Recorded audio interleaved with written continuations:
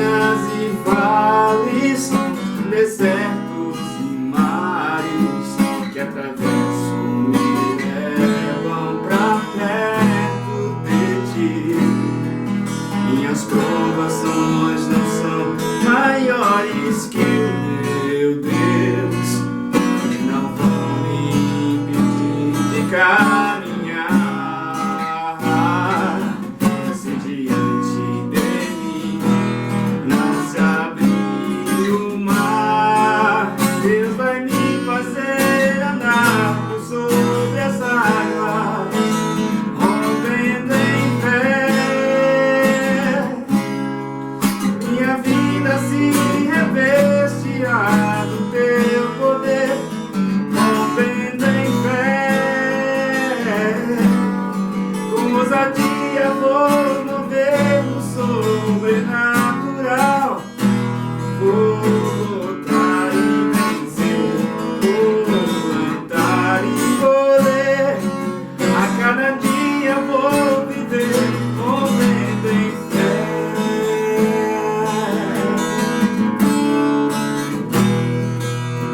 Minhas provações não são maiores que o meu Deus, e não vão me impedir de caminhar.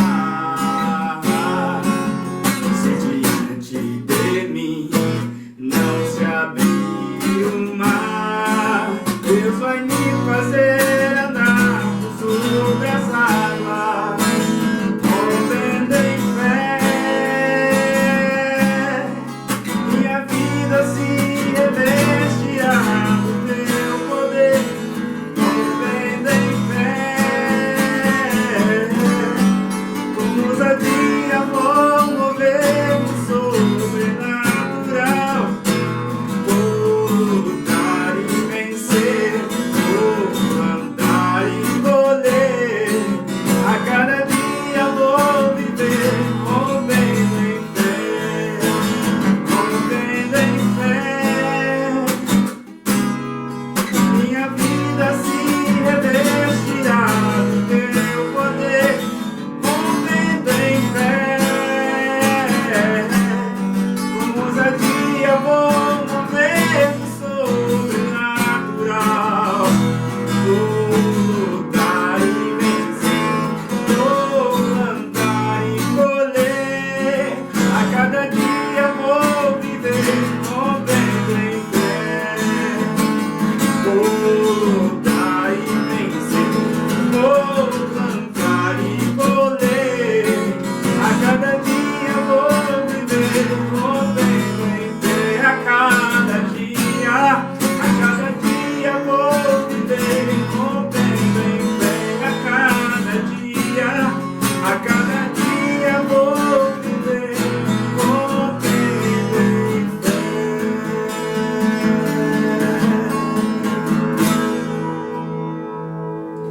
Querido Deus e amado Pai, nós estamos aqui na sua presença te adorando neste momento e pedimos que o Senhor esteja, ó Pai, nos abençoando com a sua graça e com a sua misericórdia, nos alcançando com a sua mão forte, Senhor, nos permitindo ficar de pé diante das circunstâncias, ó Pai, que se colocam diante de nós.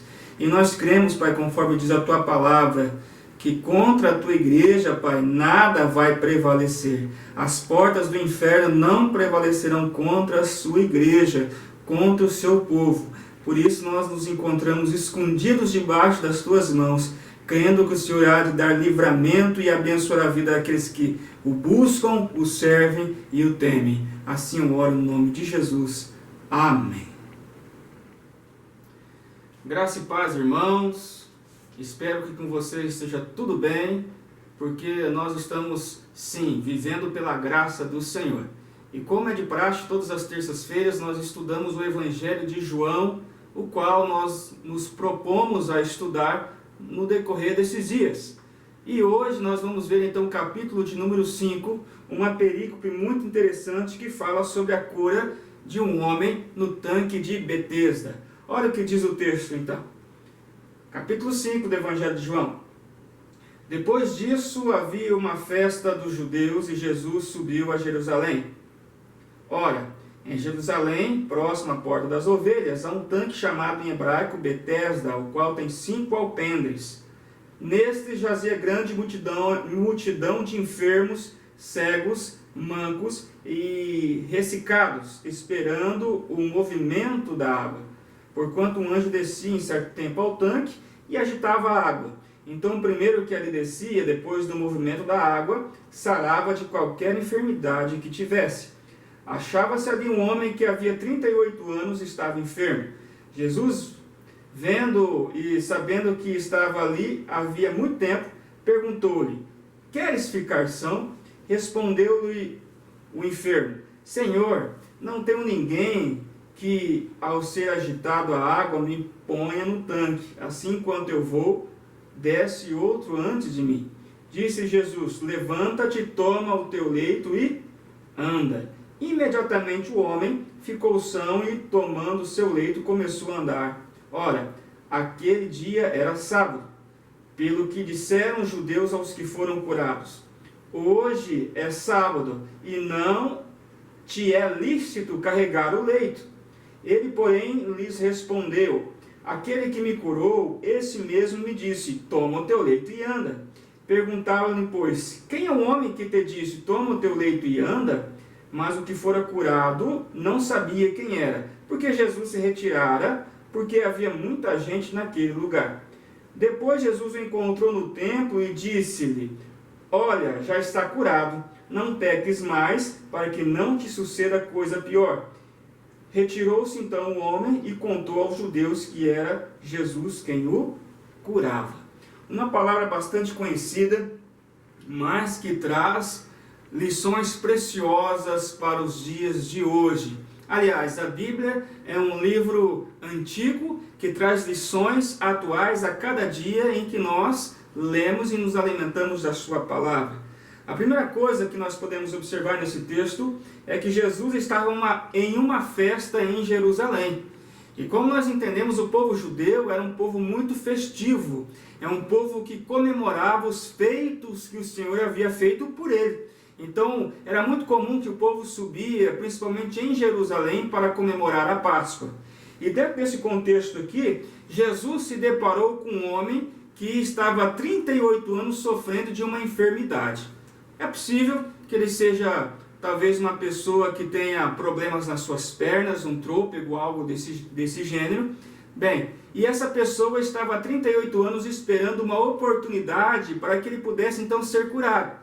Ali no tanque de Betesda, conforme a história que nós contamos, as pessoas ficavam às margens deste tanque e, vez ou outra, descia um anjo do céu e agitava a água, e quem estivesse nessas águas seriam curados. Mas esse homem estava há 38 anos ali, às margens desse tanque chamado Betesda, mas ainda não tinha obtido a cura. Porque ele mesmo disse: olha, quando o anjo desce para agitar a água, não tem ninguém que me leve até esse tanque. Agora eu quero te chamar a atenção para esse homem. Imagine, esse homem há 38 anos, ele não andava. Então ele ficava sentado à beira daquele tanque, ali ele se alimentava, ali ele fazia as suas necessidades básicas naquele lugar, ali ele vivia. E não foi por um ano, por 38 anos. Imagina qual que era a situação desse homem. Esse homem vivia realmente um estado de calamidade, onde ele não tinha nenhum direito social naquele tempo, onde ele não era assistido pelo INSS, onde ele não tinha nenhum recurso que pudesse mantê-lo, pelo menos as suas necessidades sendo atendidas a priori. Mas dentro desse contexto, esse homem então, pelo diálogo que nós lemos aqui nesse texto, nós percebemos que esse homem estava meio que entristecido. Parece que quando Jesus perguntou para ele assim: o que você quer que eu faça? Eu quero ser curado. Parece que ele já não tinha mais uma esperança. Parece que ele não acreditava que alguém pudesse se colocar no seu lugar. E é essa a diferença de Jesus. Jesus, ele conhece o meu e o seu coração. Jesus, ele sabe se colocar no lugar. Aliás, ele sabe o que você está sentindo. E ele sabe da minha e da sua necessidade antes mesmo de falarmos a ele. Ele pede porque ele quer ali estabelecer um relacionamento, um diálogo com aquela pessoa, o qual ele queria e de fato ele abençoou. Bom, outra coisa que chama atenção nesse texto, essa pessoa, ela foi então abençoada. Jesus falou: pega o seu leito pega a sua cama aí, coloca nas costas e pode ir embora que você está sendo curado. Ele acreditou nessa palavra. Às vezes emocionalmente nós estamos desanimados, às vezes emocionalmente nós estamos enfraquecidos, mas quando confiamos na palavra do Senhor, Ele pode atender a demanda da nossa alma, Ele pode atender o nosso desejo, Ele pode fazer que a bênção se estabeleça em nós. Escute, Deus não precisa de nós para estabelecer uma bênção. Deus não precisa de nós para que Ele faça um milagre, porque Ele é Deus, Ele é Senhor. Assim como Ele foi Senhor na vida daquele homem ali naquele tanque de Betesda, Ele é o nosso Senhor e sabe das nossas necessidades. Enfim, mas dentro desse contexto, Jesus foi questionado. As pessoas chegaram para aquele homem que fora curado e perguntou: quem lhe curou? Por que você está andando com essa cama sobre os seus ombros? Essa pessoa não soube responder. Mas aqui nós vemos algo importante. Os religiosos. E talvez seja forte que eu vou dizer para você aqui nesse momento. Muitas vezes a religião é o que mais atrapalha. Aqueles homens questionaram aquele paralítico que fora curado, porque hoje é sábado, você não pode andar com essa cama nos seus lombos. E é justamente isso que nesse momento nós percebemos que as religiões estão sendo balançadas no globo terrestre. No mundo as religiões estão sentindo isso. As religiões estão percebendo que essa farra de distorcer o evangelho, de encher grandes templos para poder arrecadar, de fato Deus está colocando um basta. Deus agora está colocando o quê? Está separando o joio do trigo, está colocando de fato aqueles que o servem e os que não servem. Ele está fazendo diferença. Nós temos percebido isso. Escute, a igreja é importante, mas a nossa vida espiritual não está agregada na igreja, está agregada em Cristo. Nossa vida espiritual não está fundamentada na igreja, está fundamentada em Cristo. Escute, você pode ir na igreja, você pode fazer tudo o que um religioso faz, mas se o seu coração não estiver em Cristo, você e eu, qualquer pessoa estará perdendo tempo. E aqui os religiosos, mais uma vez, levantando as leis, questionando a Jesus. Mas Jesus... Ele será que curou e pode isso? Um judeu, ele não conhece a lei. Escute, o amor, a graça, a benevolência, sabe, se colocar no lugar do outro, não necessariamente precisa de uma igreja, não necessariamente precisa de holofotes, simplesmente precisa de um coração que ama. E Jesus, ele ensinou isso. Ele ensinou que acima da religião, acima da igreja, acima de qualquer atmosfera social que possa envolver aquele momento, Jesus, ele amou aquele homem que estava à beira do tanque de Betesda. E sobretudo, o que mais poderia assim, chamar a atenção é que aquele homem não sabia nem quem era Jesus. Ele foi questionado aqui, no verso 13. Mas o que fora curado não sabia quem era, porque Jesus se retirava. Por que Jesus se retirou? Qual que é hoje a comparação de um Deus chamado Jesus com os religiosos e líderes de hoje? Veja, o líder, ele diz que faz um milagre e traz todos os holofotes para ele, para a sua instituição religiosa. Enquanto Jesus, ele de fato fez o milagre e não trouxe o holofote para ele, mesmo ele sendo Deus. Isso demonstra a humildade, isso demonstra o compromisso que Cristo tinha com o seu Pai, que o amor que ele tinha era muito maior do que o marketing que ele queria fazer e poderia fazer naquele lugar. Ninguém sabia. Mas uma coisa que nós podemos fechar esse texto que é importante, é que Jesus encontrou esse homem no templo. Jesus encontrou esse homem na igreja. Jesus ia à igreja, mas ele encontrou esse homem de um jeito diferente. Esse homem, quando foi curado, esse homem foi na igreja para agradecer. Esse homem foi na igreja para restabelecer o compromisso de fé que ele tinha naquele lugar. E aquele homem foi na igreja para ter um momento de comunhão. Nós não precisamos da igreja para a salvação, mas a salvação nos evidencia que nós somos a igreja, e como tal vivemos essa koinonia, vivemos essa comunhão. E esse homem curado, uma das primeiras coisas que ele fez foi o quê? Restabelecer a sua comunhão. E eu te pergunto nesse momento, como é que está o seu relacionamento com a sua igreja? Como é que está o seu relacionamento com Jesus? Como é que está o seu relacionamento com a sua comunidade? Como é que está o seu relacionamento com o pastor? Como é que está o seu relacionamento com a sua família? Veja, uma das coisas primordiais que Jesus veio trazer a esse mundo, veio nos ensinar o quê? Veio nos ensinar a ter um relacionamento com o nosso próximo. Por isso que Jesus resumiu os mandamentos de Êxodo, capítulo 20, em apenas 2. Amar ao Senhor sobre todas as coisas e amar o seu próximo como a ti mesmo. Essa é a ideia que Jesus veio nos ensinar. E se nós cumprirmos isso, de fato, nós seremos a igreja do Senhor.